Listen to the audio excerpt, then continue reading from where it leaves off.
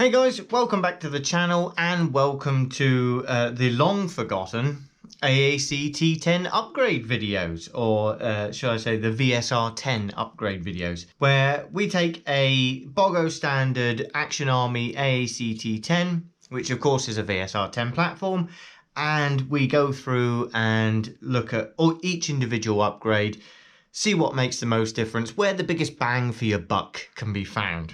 Now, if you remember in the last video, we essentially gained a slam fire problem through my own negligence. We upgraded the spring and neglected to upgrade the piston inside the cylinder. And as such, it was basically slam firing. The sear wasn't able to hold the piston back and that kind of thing. We were just tearing chunks out of it. So today we are upgrading the trigger. Now, YouTube gets a little bit funny in its algorithm. It doesn't like you to see upgrade videos in terms of if it thinks it's a real firearm. Last time I did one of these videos, it flagged the channel up. I essentially got ghost, I believe it's called ghost banned for a little while, where they stop certain people being able to access your video. I had to go through a whole sort of appeals process and say that it was for airsoft only. So to avoid that today, we've pre-disassembled the weapon. Now I'm hoping the algorithm doesn't actually pick up the fact that these are trigger units and that kind of thing, and we won't get flagged. So what we have here is the original trigger unit out of my AACT10 and the upgraded Action Army trigger unit here just above, which I believe is a clone of a Lilacs design. So let's talk about this trigger unit, and that little piece was just falling out the bottom. But this is actually, I have to say, a pretty good trigger unit.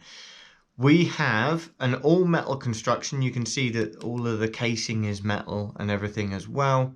And if we just carefully crack this open, you can see I've already removed all the screws and everything. You can see that it is entirely metal in its construction, interior wise as well. A metal trigger, metal actuating arm, and the sear and everything all metal as well. Now I can try and show you how this operates. It will be a little bit sloppy because if we have a look at the back of the casing, you can see that we have corresponding little lugs to hold all of these things in position. So we are going to unfortunately see a little bit of lateral movement. We could see a spring come off over here, we could see another go over there, but hopefully if I can just hold things together nominally, I mean, to all intents and purposes, you can see we have a trigger that actuates down, and that little spring in there ensures that the trigger returns, and that is designed to move that little arm in the way you can see here. If I do it nice and slow, and that will allow, you can see how it all works and actuates down to allow the piston to be released at the front. So if I put some pressure on that, not too much because it will attempt to fly out laterally, and then yeah, you can see it just releases, but I've popped the spring off as well there already. So that's working out well, isn't it? But you can see how the actual fundamental design works.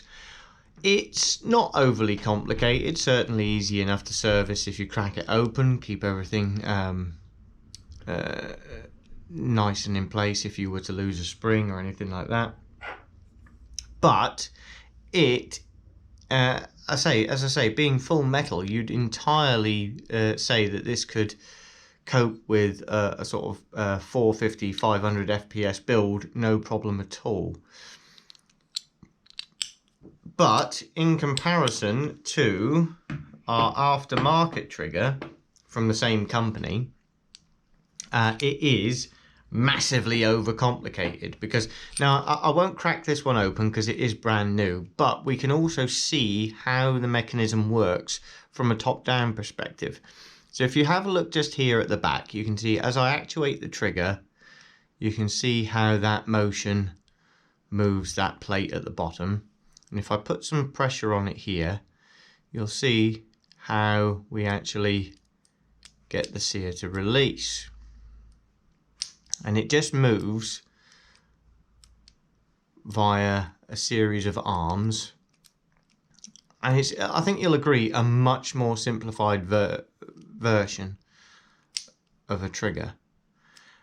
And what that means is that maintenance is super easy, and actually I would say it gives a much more precise and crisp feel to the trigger, whereas this one has an almost, even when it's in place, a slightly sloppier feel to it.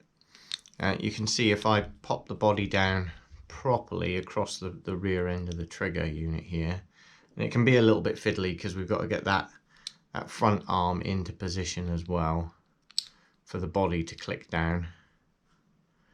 But suffice to say, the trigger feels slightly softer on this one. Not as positive a break, I don't think, as you get with this system here, which just feels a lot cleaner. These are sold, I believe you can get these separately, although they do come with the aftermarket piston, sorry, not cylinder, come with an aftermarket piston as well. I would say it's not actually going to be hugely necessary in the case of the AACT10. I know a lot of lesser VSR10 rifles come with sort of plastic trigger units. Even some of the casing can be plastic as opposed to metal, and it's just going to allow warping, it's going to allow cracking of the material, that kind of thing, which will all affect your trigger, especially if it's under a high amount of strain, if you've got a high power build and that kind of thing.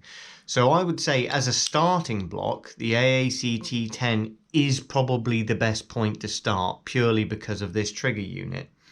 If you've got another one like a Well or anything like that, I'm not 100% convinced. They might have metal triggers. I think they've got plastic trigger systems. Then obviously this will be an absolute necessity as an upgrade. But in the AACT10, for a hell of a long time, you'll get away with the existing trigger unit. You just might find it not provide you with as positive a break feel and that kind of thing. But in terms of functionality, absolutely viable.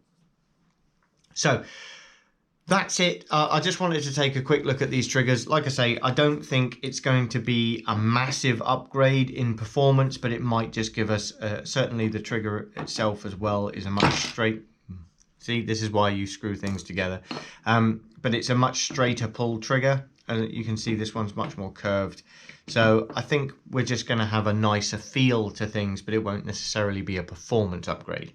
The performance upgrade will come in the shape of this piston, which will obviously not, because of its metal construction, not get torn apart by the sear, and the added spring volume that will essentially it will negate this slam fire problem we've been having.